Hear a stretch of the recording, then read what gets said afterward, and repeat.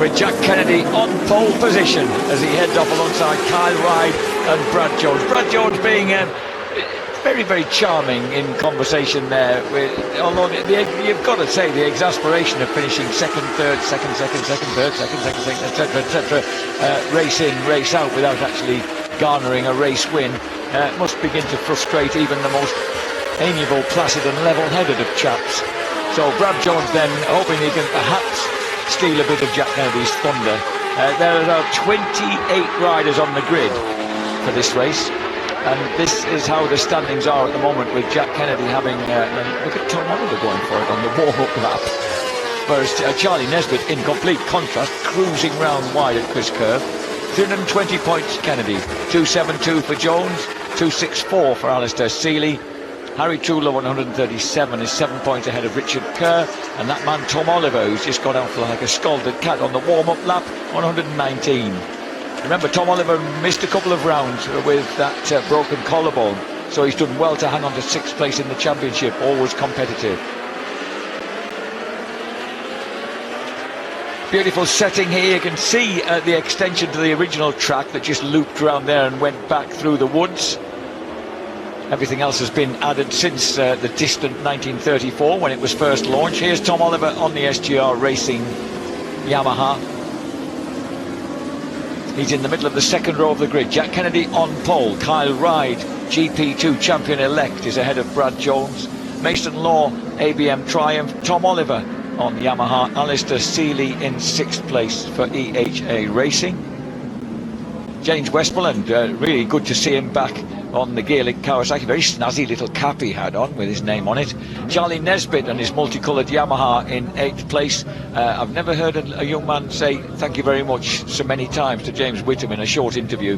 9th place for Lee Johnston. Harry Trulove is in 10th ahead of GP2 Jack Scott and Josh Owens. Look at that. Who'd believe that we had rain earlier on? It's absolutely beautiful here now at Cadwell Park for this Supersport race.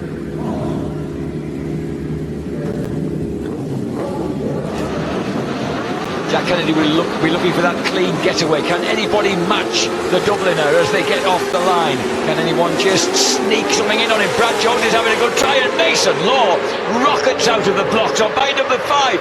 Oh my, just gets scissored into coppice and has to squeeze back to 4th place. Yeah, Seeley good start as well. He muscled it out with Jack and got the best of it there. So could it be that Brad Jones has got away in front, and so too Alistair Seeley got a rocket of a start? I was so busy watching Mason Law from the other side of the second row, I didn't realise that Seeley had got through. And straight away, Kennedy does them both going into Park Curve, runs wide. So Brad Jones says, thank you very much, I'll have that back off my teammate. Yeah, good. That was good from Brad, because he saw that coming, you know, way back and swapped himself to the inside. That was a really, he knew what was going to go on. Put it that way. Look at Westmoreland, James. Your regular track day instructor is then 5th place on the bright green Gaelic Kawasaki. Great start for the quiet man from just outside Hull. Yeah, it says he's learning how to ride the 600 again, used to 1,000, lots more power. He said every time he opens the throttle with the Supersport bike, he wishes he'd opened it a second earlier to get the thing going. Kyle Ryde's a surprise, down in 6th place. Tom Oliver 7th. Yeah, Charlie Nesbitt 8th. So Oliver also getting a sluggish start. Yeah, Kyle didn't make the best of starts, you know. He kind of went to one side, then the other, and just lost a lot of that distance in the first 200 metres of the racetrack. So the first lap of 16, already the 2 Integro Yamahas of Colin Appleyard's team are making a break for it. Jack Kennedy trying to get into a position, but look at that. Brad Jones very adeptly leaving him nowhere to go. And then as they go through, there you go. Charlie's 1 and Charlie's 2. Yeah, it's almost a little bit of straight in between, but not quite. But you don't quite take him as 1 either. And it's all blind, that section, going uphill on the way in, steep, and then downhill on the way out. Again, just as steep. Now Jack's in front. Oof, a big moment there for Brad Jones as we watch. Oh, big move there on Alistair Seeley by Mason Law. So Mason Law, the Essex boy who came in midway through the season with this new Tony Scott venture, is looking really well in 3rd place on the leading GP2 bike. Behind him, Seeley under threat now from the galvanised Westmoreland. Kyle Ride, Oliver, Charlie Nesbitt, Harry Truman, and GP2 bike number 3 is Jack Scott. Then Thomas Strudwick is 12th, 13th is Josh Owens. Now that's a surprise because Sam Wilford down in 19th place. Now does that mean if number 77, there he is, Kyle Ride, stays in 2nd place in that group, that he will take the championship anyway? Because right now Wilford's right out of contention. Yeah, I think that does mean that, yeah.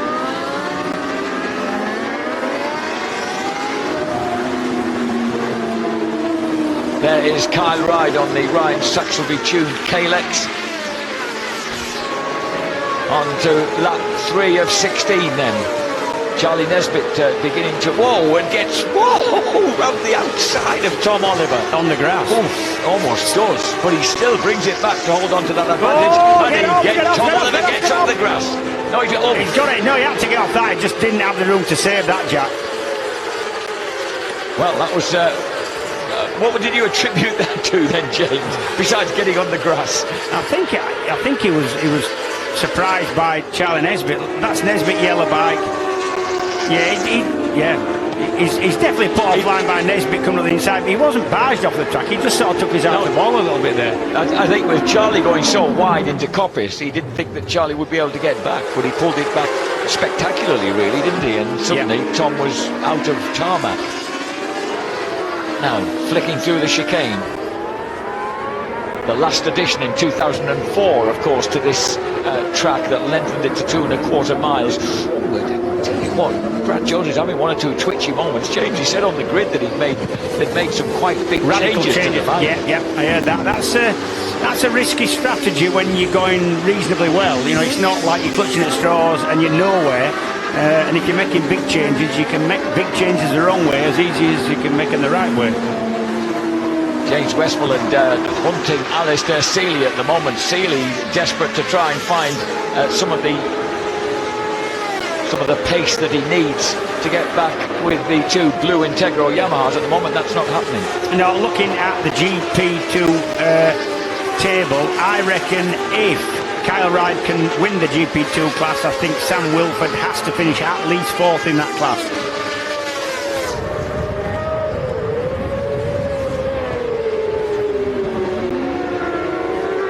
So right now Wilford's 6th in the GP class and Ride is 2nd. That'll give Ride enough to win the championship, I'm sure. Brad Jones looking very, very good as he just clings onto the back of Jack Kennedy here, dropping down the hill. There's Mason Law. Oh, look at this. Westmoreland has got the better of Alistair Seeley. Charlie Nesbitt looking at number 44, Harry Truelove, who's actually moved ahead of Nesbitt on that previous lap. So it's Nesbitt who's been notched back into 8th place. Jack Scott looking good, having moved into 9th place ahead of Lee Johnston. Yeah, Jack Scott on the 3rd GP2 bike. That's built by Harry's Performance.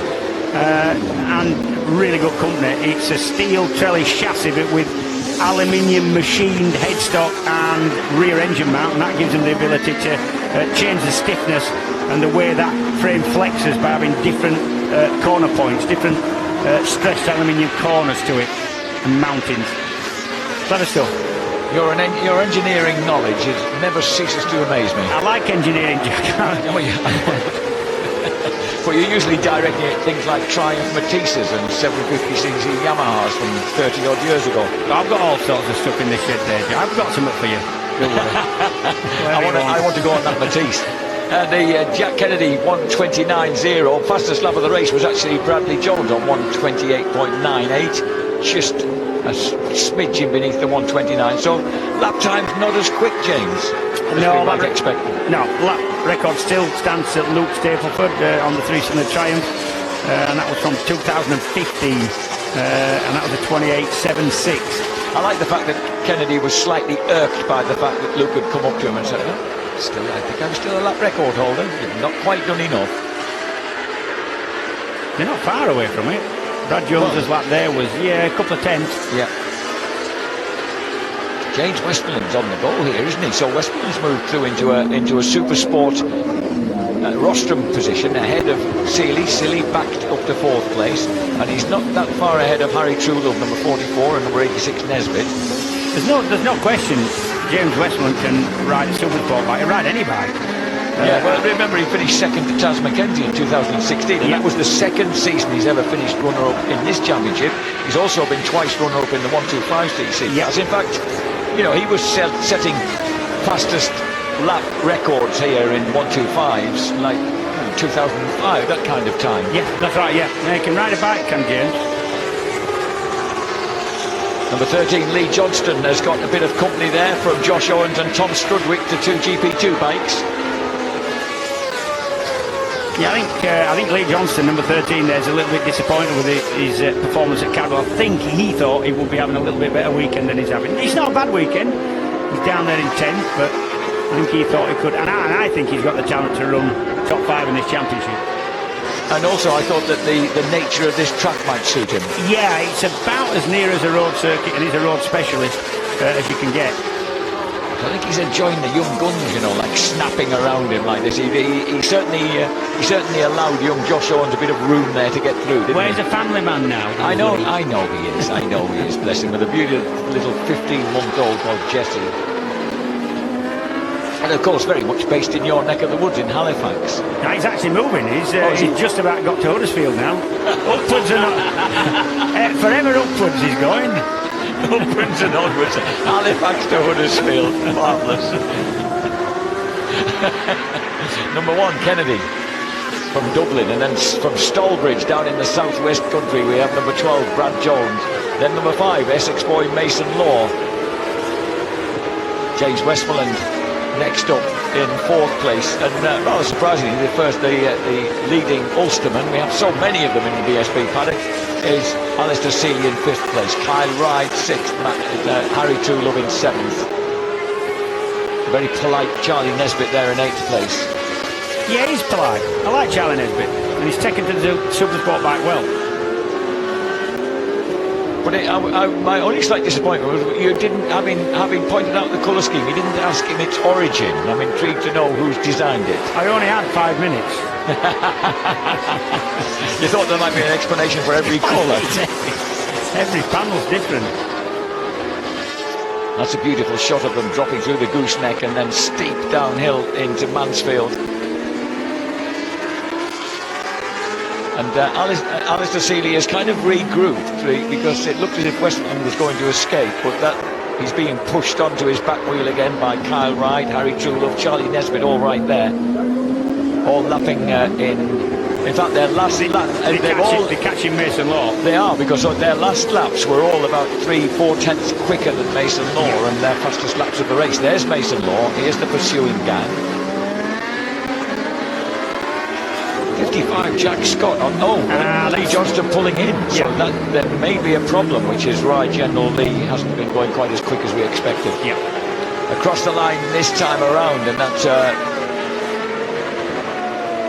130.2 for Kyle Ride, 129.9 for Josh Owens, really pushing on then on the GP2 bike.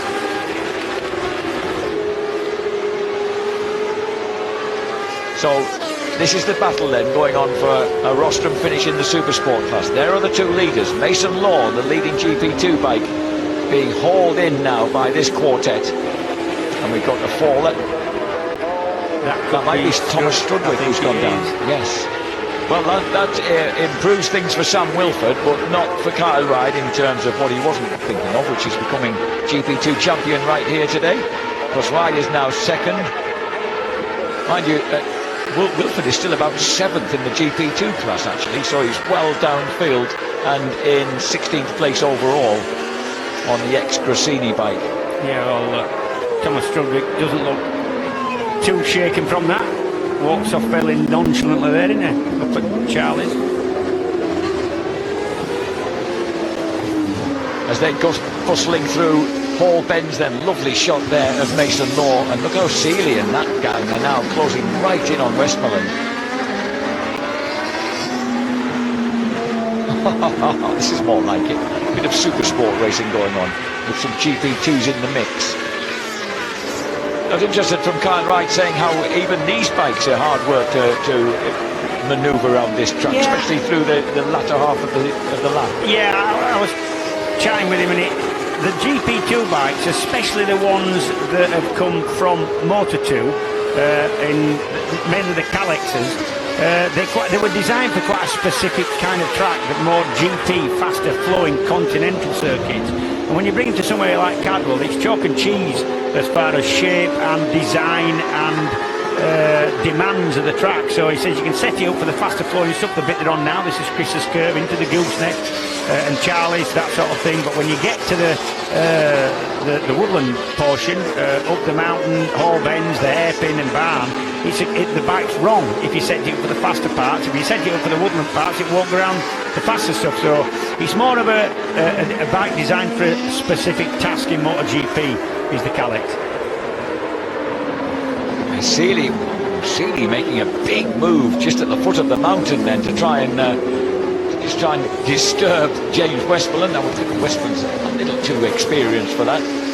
Two very experienced men, of course. Last season, James Westmoreland finished third in the British Supersport Championship behind Jack Kennedy and Ben Curry, which was why it was a bit of a surprise when he didn't have a ride initially for 2018 and disappeared out of this paddock. Sorry, for 2019. Yeah, the unfortunate thing for him is because he'd been around for such a long time, people think, well, he's not going to get any better. You know, yes, he's going to be good, but are we going to, chance using him and getting a good solid performer that probably isn't going to win the championship, or are we going to go for somebody who might just surprise us and get a lot better and win the championship? So a bit unfortunate really for Weston. And that was despite winning the final race of the season, of course. Yeah. GP. Kyle Ryde looking at outbraking Alistair Seeley, but Seeley demon on the brakes in the park curve and fast as well. Yeah, fast mid-corner. Yeah, fast mid-corner, and you would expect the GP2 bike to be a little bit better on the brakes just because it's got less weight. It's about 30 kilos lighter than the Supersport bikes, and stopping 30 kilos less is easier than stopping the full weight of a Supersport bike. Supersport bike around about 170 kilos and around about 140, 145 for the GP2 bike.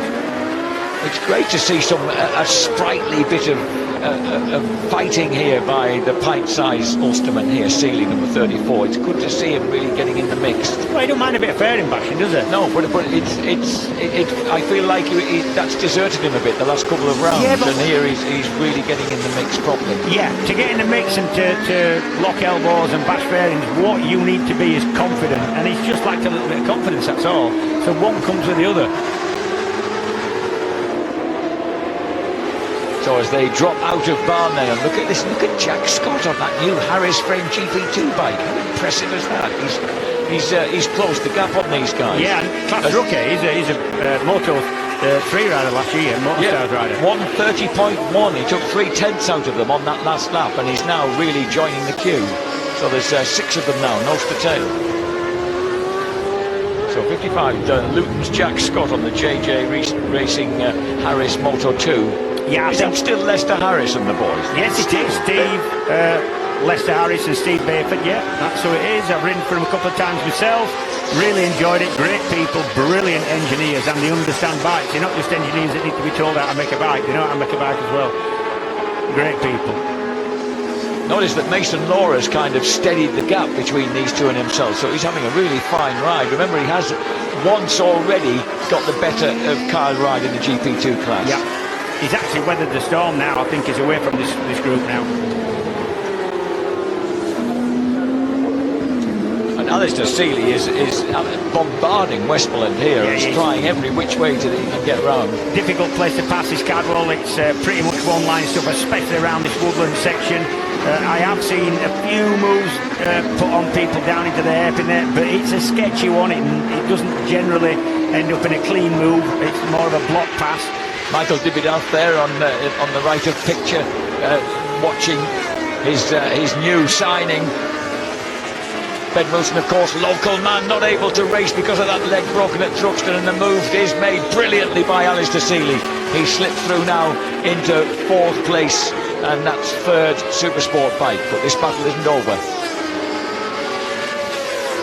That bike of Westmoreland's, incidentally, James, it's a bit of a hybrid. It's actually, oh, look, here he comes. He's on the brakes again, waving a leg. He's going to make a move.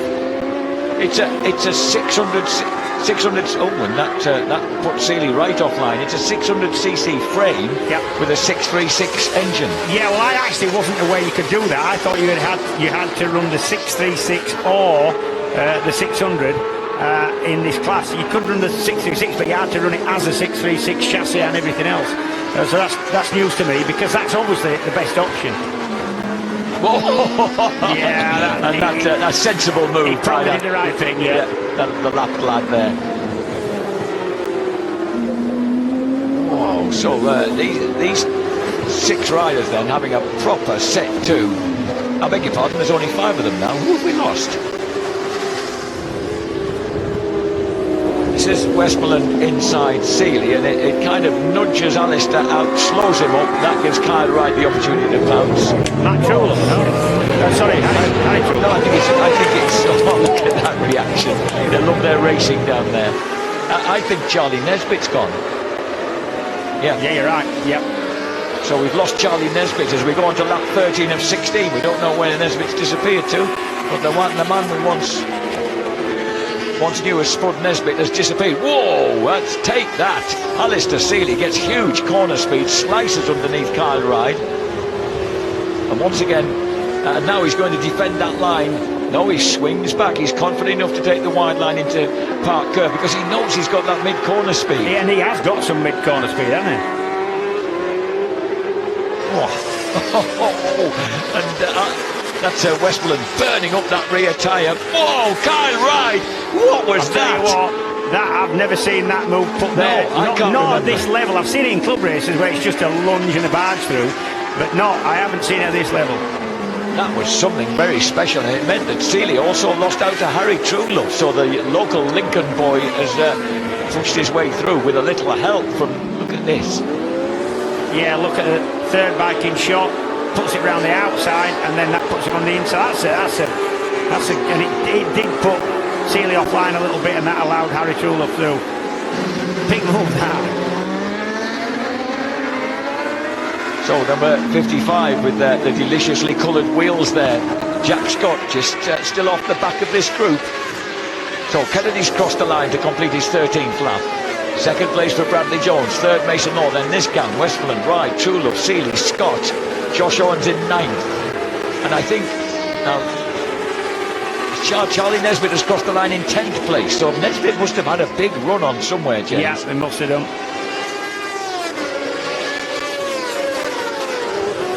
As they come scorching down the Park Straight once again. We're on the 14th lap of 16. Wow, and another brave move. This time Harry Trullo round the outside of Kyle Wright into Park Curve. Takes all of the white line. I think Harry Trullo can sniff a bit of a rush from here. I think he's worked this out, hasn't he? He's prepared to take necessary risks, Jack. He is prepared to take the necessary risk, but he talked quite calmly and confidently to you on the grid, and he obviously out to impress his family and friends who are here to watch. In number, apparently. So number 44 then, Harry Trullo from Lincoln on the Trullo Property and Construction Yamaha.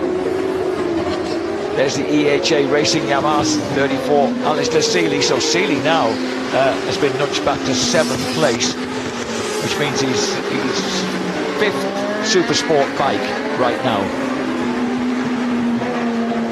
Sam Wilford is now 5th overall in the GP2 class, although he's down in 13th place. He's got the better of Dutchman Joel Boroboom. As we go on to lap 15 then, the penultimate lap. Westmoreland's definitely enjoying this, James, and definitely getting to grips with riding a Supersport machine again. I've always felt like the Supersport class is James Westmoreland's best class, to be quite honest. His stature, the way he rides, I think just suits the middleweight bikes. I've forgotten how exhilarating he can be. He really makes that Kawasaki shake, doesn't he, on the brakes. 15th lap of 16 then. Oh, you can see Alistair Seeley was almost getting underneath Kyle Wright. Trying to surprise him. He's got a score to settle, hasn't he? He has, yes. GP2 bike or not. Yeah, and that fascinating thing in this class, they're all racing just as hard for each position, but really it doesn't make a big difference to their position sometimes in their respective championships. I suppose it does give him a chance of another nibble at Harry Trullo. Trullo, of course, big wide line there from Trullo. It might cost him as they go, and it does. So True Love, that one mistake at the foot of the mountain, and there goes Alistair Seeley through with Kyle Wright, Jack Scott right on the back of them. So Seeley then on the Duesenbach AHA Racing Yamaha now, has a fake possibility of that third place and a rostrum finish. At the moment it's in the hands of number 3 Westmoreland. Kennedy, Jones and Law across the line. Westmoreland, Ride, Seeley, True Love, Scott, Owens in 9th. Oh, what was that? And that's given was that a back marker? Yeah, that's a back marker. That's really hindered things and given Jack Scott the chance to jump in front of Kyle Wright. Wright, unaccustomed as he may be, is now 3rd GP2 bike. He comes around the outside of Jack Scott though and reclaims that position very quickly. On the final lap. Where's your leaders? Jack Kennedy calmly leading the way on the final lap of the Dickies Pretty Supersport feature race. He didn't do the double last year. He said he was struggling a little bit with that hand injury that he'd suffered. He won on the Saturday but not on the Sunday. This time around he looks very much like the double winner. So number 1, Jack Kennedy for the Integro. We're so used to seeing this now. The Integro Colin Appleyard backed Yamaha goes through Barn Corner and takes yet another win. It's becoming a real repetitive tale of sheer domination for the delighted Dubliner. He crosses the line. Jack Kennedy wins it then for the Integro Yamaha team. Once again, the super consistent Bradley Jones finishes in 2nd place. And it's going to be a 3rd place and a rostrum finish for James Westmoreland on his comeback.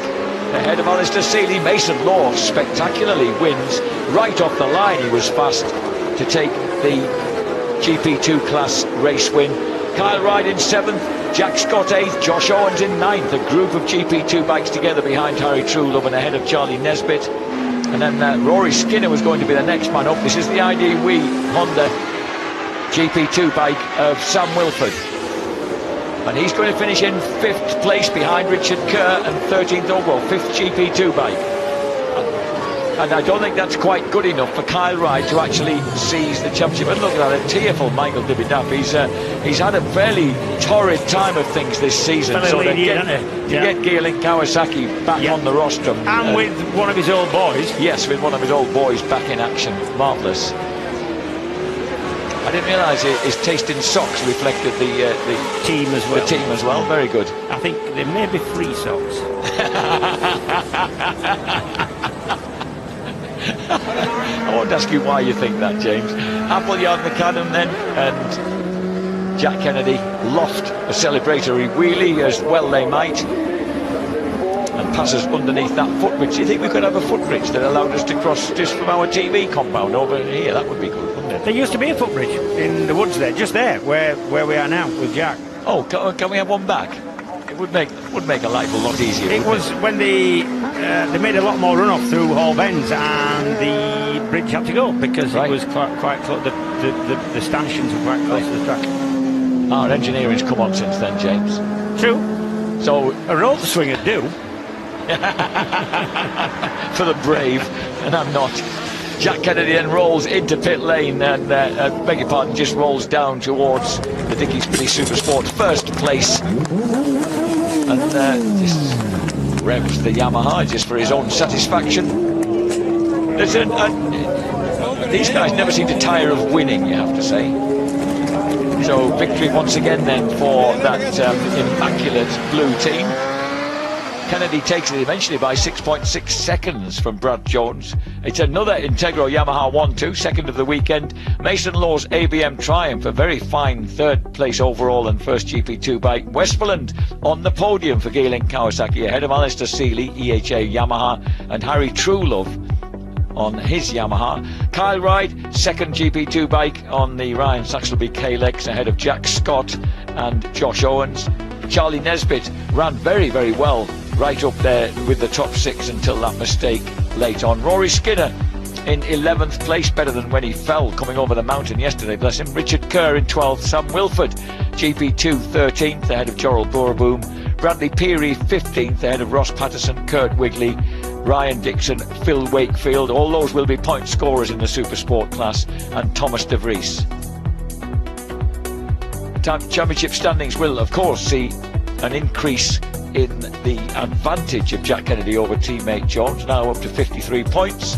Alistair Seeley minus 68 is third. Harry Trulove on 148, 10 points ahead now of Richard Kerr.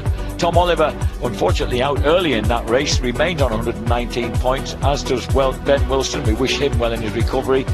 Lee Johnston remains on 104 points. Charlie Nesbitt does move to 100 points and is 1 point better off now than Bradley Peary. Outside the top 10, Rory Skinner on 94 points, Kurt Wigley on 84, ahead of Ross Patterson, Ross Twyman and Phil Wakefield with